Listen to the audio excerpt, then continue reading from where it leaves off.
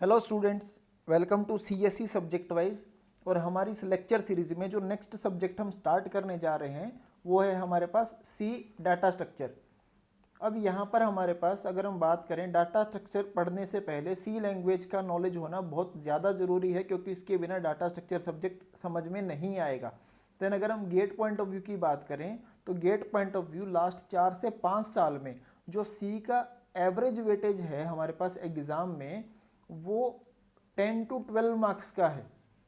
यानी कि पिछले 4-5 साल में सी का जो वेटेज है गेट एग्जाम में काफ़ी इंक्रीज हुआ है। और अगर हम सी और डाटा स्ट्रक्चर दोनों की बात करें तो ये दोनों सब्जेक्ट हमारे पास 18 to 20 मार्क्स का वेटेज रखते हैं गेट एग्जाम में। देन इसके साथ अगर हम एल्गोरिथम सब्जेक्ट भी ऐड कर दें तो 25 to 27 मार्क्स का ये तीनों सब्जेक्ट का हमारे पास इतना वेटेज रहता है। यानी कि अगर हम गेट सिर्फ क्वालिफाई करने की भी सोच रहे हैं तो ये तीन सब्जेक्ट का कॉम्बिनेशन हमें इजीली गेट क्वालिफाई करवा सकता है। रादर गेट के साथ साथ अगर आप कभी प्लेसमेंट में भी बैठ रहे हैं तो वहाँ पर भी जो सबसे ज़्यादा बेनिफिट आपको सब्जेक्ट देने वाले हैं वो यही तीन सब्जेक्ट हैं हमारे पास। तो चलिए हम बेसिकली अभी सी लैंग्वेज से स्टार्ट करते हैं। तो सी लैंग्वेज हमें पता है, सी लैंग्वेज डेनिस रिची ने बनाया था, डेनिस रिची। और इसके लिए जो स्टैंडर्ड बुक हम फॉलो करेंगे गेट एग्जाम के लिए वो बुक भी डेनिस रिची की ही है। और ये बुक का पीडीएफ आपको डिस्क्रिप्शन बॉक्स में मिल जाएगा। देन बनाया क्यों था? क्योंकि हमारे पास जो यूनिक्स ऑपरेटिंग सिस्टम है और इसकी जितनी भी एप्लीकेशंस हैं वो सभी की सभी हमारे पास सी लैंग्वेज में ही लिखी गई हैं। इसके अलावा जब हम सी लैंग्वेज की बात करते हैं तो सी लैंग्वेज को हम इम्पेरेटिव और प्रोसीजरल प्रोग्रामिंग लैंग्वेज भी कहते हैं। अब अगर हम बात करें इम्पेरेटिव की तो इम्पेरेटिव मीन्स कि हम सी लैंग्वेज में जो भी कंप्यूटेशन हम करना चाहते हैं वो सारा कंप्यूटेशन हम स्टेटमेंट्स की फॉर्म में डिस्क्राइब करते हैं। दैट इज़ कि जो भी कंप्यूटेशन हो रहा है हम उस कंप्यूटेशन को अचीव कैसे कर रहे हैं। हमारे पास हर एक स्टेटमेंट में भी कोई असाइनमेंट हो रहा है, कोई फंक्शन कॉल हो रहा है, में भी जो भी यहाँ पर ऑपरेशंस परफॉर्म हो रहे हैं ये फाइनली कि कंप्यूटेशन परफॉर्म होगी कैसे, किस तरह से हम वहाँ तक पहुँचे हैं, ये चीज़ हम यहाँ पर सी लैंग्वेज में हमें देखने को मिलती है। देन दूसरा अगर हम बात करें प्रोसीजरल लैंग्वेज की तो प्रोसीजरल लैंग्वेज जो कि प्रोसीजर के कंसेप्ट पे बेस हो। यानी कि हम यहाँ अगर फंक्शन या रूटीन या सब रूटीन की अगर हम बात करते हैं तो हम यहाँ सी लैंग्वेज में हम काफ़ी ज़्यादा फंक्शंस और रूटीन्स, फंक्शन कॉल इसको यूज़ करते हैं। देन अगर हम प्रोसीजरल की बात कर रहे हैं तो अगर हम कंट्रोल फ्लो की बात करें, कंट्रोल फ्लो तो कंट्रोल फ्लो भी हमारे पास सी लैंग्वेज में हम सपोर्ट करते हैं। For example if L statement है हमारे पास, वाइल डू वाइल लूप है हमारे पास। तो हमारे पास सी लैंग्वेज अगर हम बात करें तो इम्पेरेटिव और प्रोसीजरल प्रोग्रामिंग लैंग्वेज है। इसके ऑपोजिट अगर हम बात करते हैं जैसे सी प्लस प्लस, तो सी प्लस प्लस हमारे पास प्रोसीजरल नहीं ऑब्जेक्ट ओरिएंटेड लैंग्वेज है। इसके बाद हम देखते हैं कि कोई भी अगर कभी भी हम कोई सी लैंग्वेज में अगर हम कभी भी कोई भी कोड लिखते हैं उस कोड को लेटर से अगर हमारे पास कोई सी का कोड हमने यहाँ पर लिखा है तो इस कोड को हम क्या कहते हैं, इस कोड को हम कहते हैं सोर्स कोड। और लेटर से हमारे पास जो कोड का नाम हमने रखा XYZ, जो इसका एक्सटेंशन होगा वो हम किससे सेव करेंगे, डॉट सी के साथ। अब हमारे पास ये जो कोड है ये अपने आप तो रन होने नहीं वाला। अगर इसको हमें रन करना है तो क्या क्या स्टेप्स हम यहाँ पर बीच में फॉलो करते हैं। सबसे पहले हम बात करते हैं प्री प्रोसेसर की, हम बात करते हैं सबसे पहले प्री प्रोसेसर की। ये कोड जो सोर्स कोड हमने लिखा ये कोड सबसे पहले हमारा जाता है प्री प्रोसेसर के पास। अब ये प्री प्रोसेसर एक एडिटर की तरह है जो कि हमारे कोड में कुछ ऐड कर सकता है, कुछ मॉडिफिकेशन कर सकता है। तो ये प्री प्रोसेसर एक्चुअल में करता है क्या है, इस हमारे जो गिवन जो सोर्स कोड था इसमें जितनी भी लाइंस जो हैश, इस हैश को हम डायरेक्टिव बोलते हैं, इस हैश के साथ जितनी भी लाइन जितनी भी कमांड स्टार्ट हो रही थी हमारे पास उन सभी कमांड्स में जो भी हेडर फाइल्स थी हमारे पास, उन हेडर फाइल्स का जो कोड है उस कोड को हमारे इस सोर्स कोड में ये अपेंड कर देगा, यानी कि प्री प्रोसेसर के बाद जो आउटपुट में हमको कोड मिलेगा उस कोड के अंदर ये हैश वाली लाइंस नहीं होंगी। यहाँ पर जो लाइब्रेरी फाइल्स का जो भी कोड है, जो हेडर फाइल्स का जो कोड था वो हमारे सोर्स कोड में अभी अपेंड हो चुका है, और इसके बाद हमारे पास एक नया कोड बन गया। ये जो नया कोड हमारे पास बना, अब ये कोड हमारा किसके पास गया? कंपाइलर के पास। ये कोड गया हमारे पास कंपाइलर के पास। तो कंपाइलर इस कोड को क्या करेगा? कंपाइलर इस गिवन कोड को ट्रांसलेट करेगा। किस में? इस गिवन कोड को ट्रांसलेट करेगा मशीन इंस्ट्रक्शंस में। मशीन इंस्ट्रक्शंस यानी कि जो हमारी मशीन समझ सके। वो बाइनरी फॉर्म समझती है तो ये इसको बाइनरी फॉर्म में कन्वर्ट कर देगा, और कंपाइलर से जो आउटपुट मिला हमें उस कोड को हम dot object OBJ, object file, object code हमारे पास, हम इसको बोलते हैं ऑब्जेक्ट कोड। देन स्टिल यहाँ हमारे पास जो ऑब्जेक्ट कोड हमारे पास बना है, इस ऑब्जेक्ट कोड में अभी भी काफ़ी चीज़ें ऐसी हैं जो कि हमारा ऑपरेटिंग सिस्टम नहीं समझ सकता। तो अब क्या करना पड़ेगा? हमारे पास एक और सॉफ्टवेयर जिसको हम बोलेंगे लेट अस से लिंकर। तो लिंकर क्या करेगा? लिंकर इस ऑब्जेक्ट फाइल को और हमारे पास जो लाइब्रेरी फाइल्स हैं उनको ऐड कर देगा, लिंक कर देगा। जो हमारे पास लाइब्रेरी फाइल्स थी और जो ऑब्जेक्ट फाइल है, फॉर एग्जांपल हमारे अगर हम इस लाइब्रेरी फाइल्स को यहाँ पर ऐड नहीं करते तो अगर ऑब्जेक्ट कोड में हमारे पास प्रिंट एफ या स्कैन एफ जो भी लिखा हुआ है, हमारे ऑपरेटिंग सिस्टम को ये चीज़ नहीं पता चलेगी कि प्रिंट एफ और स्कैन एफ का मतलब क्या है। उनका डेफिनेशन हमारे पास लाइब्रेरी फाइल्स में है, और फाइनली लिंकर यहाँ पर जो जो चीज़ जिसका मीनिंग यहाँ पर मिसिंग है वो मीनिंग हमारे पास लाइब्रेरी फाइल्स में था, उन दोनों चीज़ को ऐड करके फाइनली लिंकर जो हमारे पास जो आउटपुट देगा, फाइनली लिंकर जो कोड का हमारे पास आउटपुट देगा वो चीज़ हमारे पास xyz.exe एग्जीक्यूटेबल कोड हमारे पास लिंकर आउटपुट में देगा। इसे हम जिसे हम सॉफ्टवेयर कहते हैं, जो हमारे पास एप्लीकेशन प्रोग्राम हमारे पास होगा। देन इसके बाद हम एक बेसिक सा सी प्रोग्राम यहाँ पर देखते हैं। अब ये लाइन जो फर्स्ट लाइन है हम यहाँ देख रहे हैं, ये लाइन यहाँ पर हमें हमारे कंपाइलर को क्या बता रही है कि जब कोड हमारा कंपाइल होगा उस कंपाइलेशन से पहले ये जो हेडर फाइल का जो कोड है ये हमारे कोड में अपेंड होना चाहिए। यानी कि जो स्टैंडर्ड इनपुट आउटपुट लाइब्रेरी, ये जो कोड है हेडर फाइल, ये हमारे कोड में अपेंड करेंगे कंपाइलेशन से पहले। इसके बाद अगर हम देखते हैं तो मेन हमारे पास, अगर हम बात करें मेन की, तो मेन हमारे पास एक फंक्शन है जो कि अभी कोई भी आर्गुमेंट नहीं ले रहा। देन इसका जो अभी अगर हम बात करते हैं, कोई भी फंक्शन हमारे पास होता है तो फंक्शन कुछ वैल्यू रिटर्न करता है, फंक्शन कुछ वैल्यू रिटर्न करता है। तो वो क्या वैल्यू रिटर्न करता है, उसका जो डाटा टाइप है वो हम फंक्शन के नाम से पहले लिखते हैं। फॉर एग्जांपल यहाँ पर हमारे पास अगर मेन एक फंक्शन है, उसके नाम के आगे हमने इंट लिखा है, तो मेन हमारे पास एक इंटीजर टाइप का वैल्यू रिटर्न करेगा। अगर हम यहाँ पर इंटीजर नहीं भी लिखते तो हमारे पास ये फंक्शन कुछ वैल्यू रिटर्न नहीं करेगा। आई मीन अगर यहाँ पर हम इंट नहीं लिखते तो हमारे पास कुछ कंपाइलर यहाँ पर वार्निंग मैसेज शो कर सकते हैं कि यहाँ पर मेन का जो डाटा टाइप है बाय डिफ़ॉल्ट वो इंट है और यहाँ पर वो मिसिंग है। देन इसके बाद हम देखते हैं ये जो हमारे पास फर्स्ट लाइन है, यहाँ देखिए हमने लिखा है int a is equal to 5।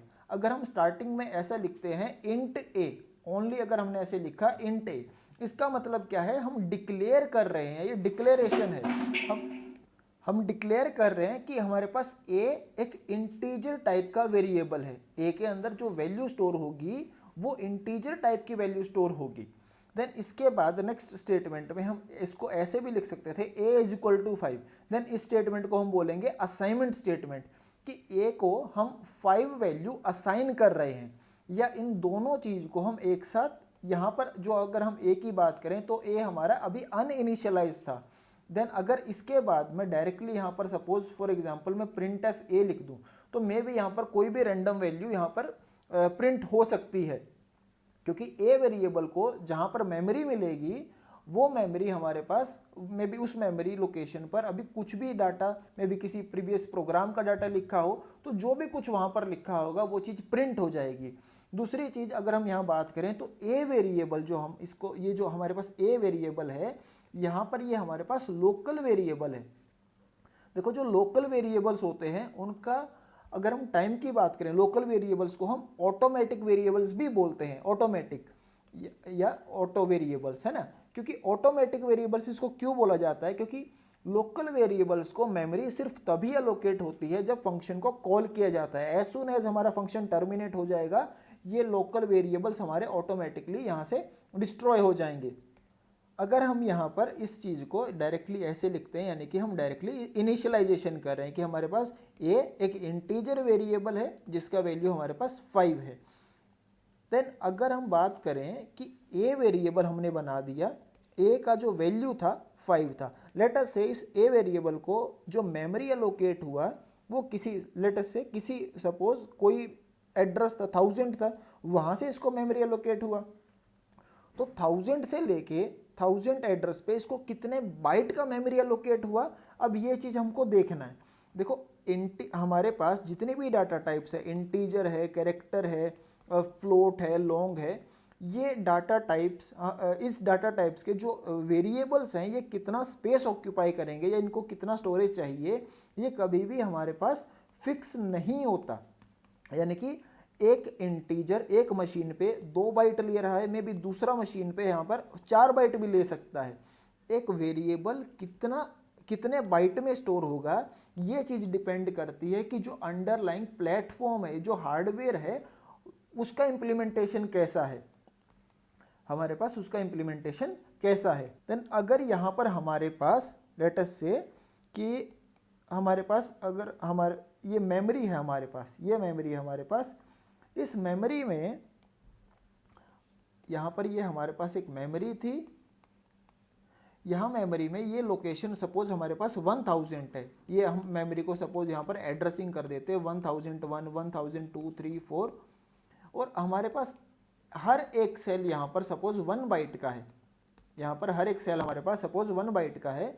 और मैं कंसीडर कर लेता हूँ कि मेरे पास जो ए वेरिएबल जो मैंने लिया, जो ए वेरिएबल की जो मैं बात कर रहा था, ये ए वेरिएबल मेरा यहाँ पर 4 बाइट में स्टोर हुआ। यानी कि 4 बाइट क्या हो गया मेरे पास, 1, 2, 3, 4, 4 कंजिक्यूटिव बाइट्स मेरे यहाँ पर ए वेरिएबल मेरा इसमें स्टोर है। ए का वैल्यू हमारे पास कितना था, 5। तो 5 मैं कैसे लिखूंगा, 4 बाइट में कैसे स्टोर करेंगे, सपोज 1, 2, 3, 4, 5, 6, 7, 8, ये हमारे पास फर्स्ट बाइट हो गया। देन ये हमारे पास सेकंड बाइट हो गया, ये हमारे पास थर्ड बाइट हो गया। देन यहाँ पर फाइनली हमारे पास ये फोर्थ बाइट हो गया, 1, 2, 3 एंड 4। तो यहाँ पर अगर हम देखें तो ये जो फर्स्ट बाइट है हमारे पास, ये फर्स्ट बाइट हमारा इस एड्रेस पे स्टोर है, सेकंड बाइट हमारा इस एड्रेस पे स्टोर है, थर्ड बाइट हमारा यहाँ, और फोर्थ बाइट हमारे पास यहाँ स्टोर है। ये ऑर्डर जो है लेट अस से 1, 2, 3, 4, 5, 1, 0, 1, ये वैल्यू 5 हमारे पास यहाँ स्टोर है, और यहाँ पर हमारे पास ये 0 स्टोर है।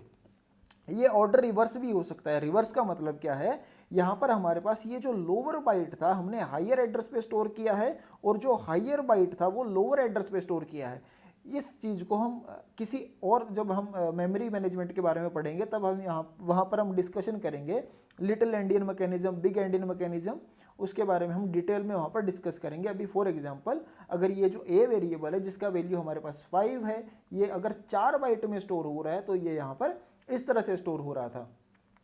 देन इसके बाद अगर हम बात करें, ये हमारे पास जो नेक्स्ट लाइन है, नेक्स्ट लाइन में हम देखते हैं हमारे पास एक प्रिंट एफ हमारे पास एक फंक्शन है। ये हमारे पास एक फंक्शन है, इस फंक्शन के ये हमारे पास ये आर्ग्यूमेंट्स है, इस फंक्शन का ये हमारे पास आर्ग्यूमेंट है।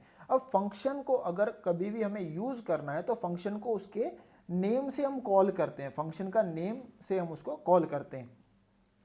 यहाँ पर प्रिंट एफ को अगर हम कॉल करते हैं तो ये यहाँ पर रन करेगा। ये रन इसलिए करेगा क्योंकि इसका जो डेफिनेशन है, इसका जो मीनिंग है हमारे पास इस लाइब्रेरी फाइल में standard input output dot H, इस हेडर फाइल में ऑलरेडी गिवन था, और ये जो स्टैंडर्ड इनपुट आउटपुट इसका जो कोड है हमारे पास वो ऑलरेडी हमारे पास कंपाइलर ने इसके साथ में अपेंड किया हुआ है। तो हमारे पास जब printf को हम कॉल करेंगे डायरेक्टली हमें आउटपुट दे देगा। अब देखिए यहाँ पर अगर हम बात करें तो printf ये चीज़ हम कंपाइलर सब्जेक्ट में थोड़ा और अच्छे से पढ़ेंगे, लेकिन अगर अभी के लिए हम बात करें तो printf ये हमारे पास एक आइडेंटिफायर है।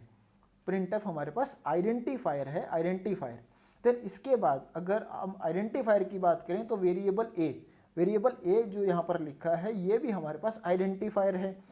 इसके बाद जो डबल कोट्स के अंदर ये जो जितनी भी चीज़ लिखी हुई है इसको हम क्या कहते हैं, इसको हम कहते हैं स्ट्रिंग लिटरल।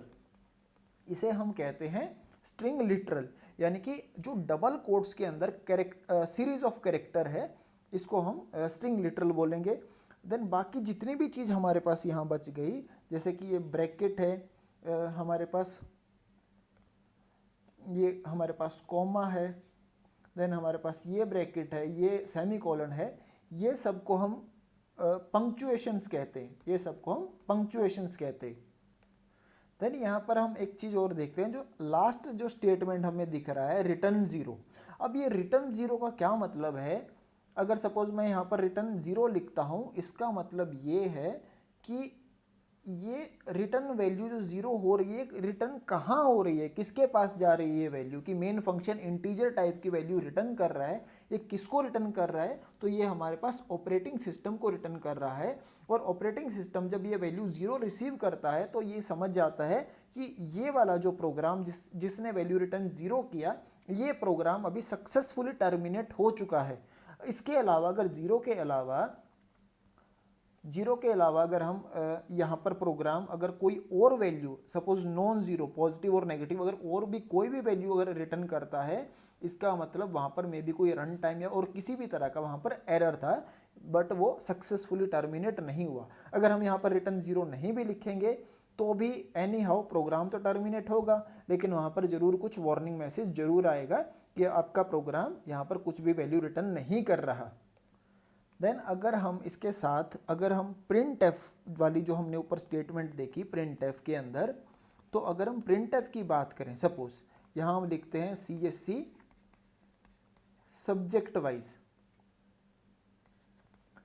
सब्जेक्ट वाइज, और यहाँ पर हम ऐसे लिखते हैं, इसे हम क्या कहते हैं, इसे हम बोलते हैं न्यू लाइन कैरेक्टर। यानी कि इसका मतलब क्या हुआ, न्यू लाइन कैरेक्टर मीन्स जब हमारे पास कंसोल पे हमारे पास जो आउटपुट आएगी, उस आउटपुट में हमारे पास CSC सब्जेक्ट वाइज प्रिंट होगा, तो कंट्रोल अपने आप ही नेक्स्ट लाइन में चला जाएगा कि जो भी इसके बाद मैसेज प्रिंट होगा वो अब अगली लाइन में प्रिंट होगा। देखो जो ये \n हमने यहाँ पर लिखा है, जो न्यू लाइन कैरेक्टर है, ये बाय डिफ़ॉल्ट printf का पार्ट नहीं है, ये हमें एक्सप्लिसिटली अलग से लिखना पड़ता है। इसके अलावा और भी हम कई कैरेक्टर्स यूज़ करते हैं, जैसे फॉर एग्जांपल /t हम टैब के लिए यूज़ करते हैं। देन हमारे पास ये बैक स्पेस के लिए हम यूज़ कर लेते हैं। देन यहाँ पर हमारे पास ये हम डबल कोट्स के लिए यूज़ करते हैं, और हमारे पास \/ के लिए हम इसको ऐसे यूज़ करते हैं। एंड और भी हमारे पास कई ये हमारे पास कीवर्ड्स हैं, जैसे जैसे हम आगे प्रोग्राम्स बनाएंगे वहाँ पर यूज़ होते रहेंगे, हम उसको सबको कवर कर लेंगे। यहाँ पर जब हम इंट्रोडक्शन की बात कर रहे हैं तो हम एक छोटा सा और कंसेप्ट जिसको हम सिंबॉलिक कांस्टेंट बोलते हैं, सिंबॉलिक कांस्टेंट। अब यहाँ पर इसका क्या मतलब है सिंबॉलिक कांस्टेंट? अगर हम एक फीचर की बात करें जिसको हम सपोज क्या बोलते हैं, मैक्रो डेफिनेशन बोलते हैं, एक फीचर हमारे पास हम बोलते हैं मैक्रो डेफिनेशन, जिसकी अगर हम बात करें तो हम एक कांस्टेंट को हम एक नाम दे सकते हैं, और ये चीज़ काफ़ी यूज़फुल रहती है अदर हमारे जो डेली लाइफ है उसमें भी यूज़ रहती है। कि फॉर एग्जांपल अगर हमें गूगल या फेसबुक सर्च करना है तो हम कभी भी उनको उनके आईपी एड्रेस से सर्च नहीं करते, हम डायरेक्टली www.google.com इस नाम से सर्च करते हैं, डायरेक्टली facebook.com के नाम से सर्च करते हैं, क्योंकि नंबर्स याद रखना थोड़ा ज़्यादा मुश्किल है एज़ कम्पेयर टू नाम याद रखने से। तो ऑटोमेटिकली हमारे पास जो DNS सर्वर है वो ऑटोमेटिकली उस क्वेरी को कन्वर्ट कर देता है कि इस नाम के कॉरस्पॉन्डिंग कौन सा हमारे पास IP एड्रेस है, और हमारी फर्दर क्वेरी आगे प्रोसीड होती है।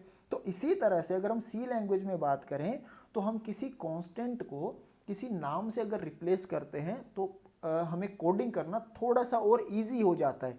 इसका अगर हम सिंटेक्स की बात करें तो हम लिखते हैं इसे हैश डिफाइन। फॉर एग्जाम्पल कि हम सपोज कोई कंपाउंड इंटरेस्ट का प्रोग्राम बना रहे थे और जो अमाउंट है, अमाउंट याद रखना मुझे बहुत मुश्किल है, अमाउंट याद रखना सपोज हमें बहुत मुश्किल है। तो जब भी मैं सपोज मैं प्रोग्राम यहाँ पर मैं बनाऊंगा इंट मेन, और यहाँ देखिए ये जो हैश डिफाइन यानी कि हमारा जो प्री प्रोसेसर है वो इस डायरेक्टिव को भी उसी तरह ट्रीट करेगा जैसे हमने जो हैश इंक्लूड वाली हम करते थे, जो हैश इंक्लूड जैसे इसको हम ट्रीट करते हैं वैसे हम इसको ट्रीट करेंगे।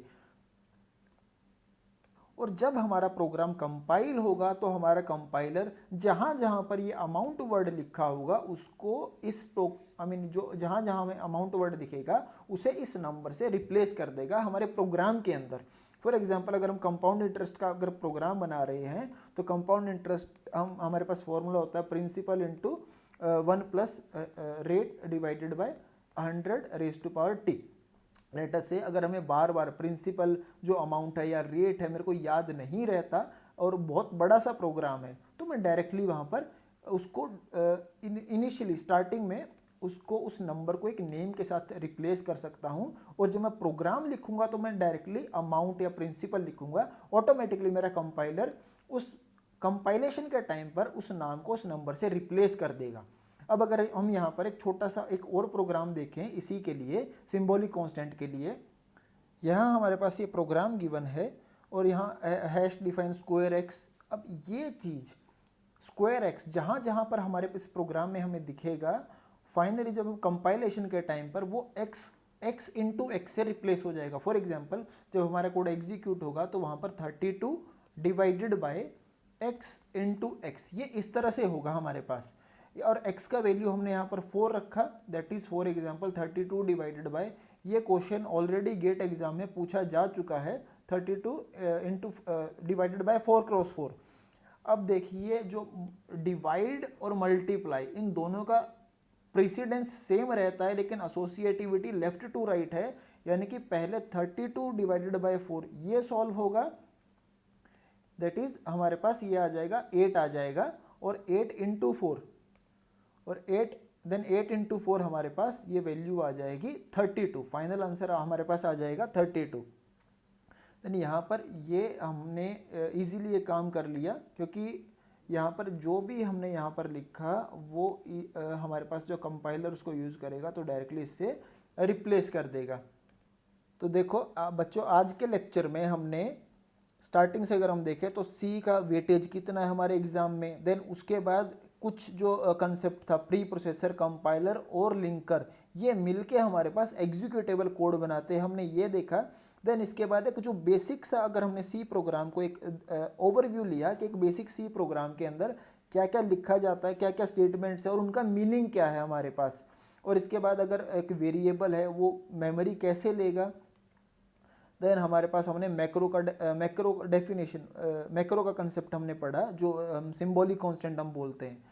तो जो नेक्स्ट लेक्चर होगा यानी कि आज के लेक्चर में हमने बेसिक जो गेट पॉइंट ऑफ व्यू से जो बेसिक चीज़ें हमें थोड़ी सी पता होनी चाहिए वो हमने आज कवर की हैं, सी की बेसिक चीज़ें हमने थोड़े कवर की हैं। देन नेक्स्ट लेक्चर में हम ऑपरेटर्स पढ़ेंगे। अब ऑपरेटर्स के ऊपर गेट एग्जाम में बहुत क्वेश्चन आते हैं, सी लैंग्वेज की अगर हम बात करें तो नेक्स्ट वीडियो हमारा बहुत इंपॉर्टेंट होने वाला है, और आज का ये वाला वीडियो आपके लिए बहुत यूज़फुल होगा क्योंकि आज के लेक्चर में हमने काफ़ी बेसिक सी चीज़ें कवर की हैं।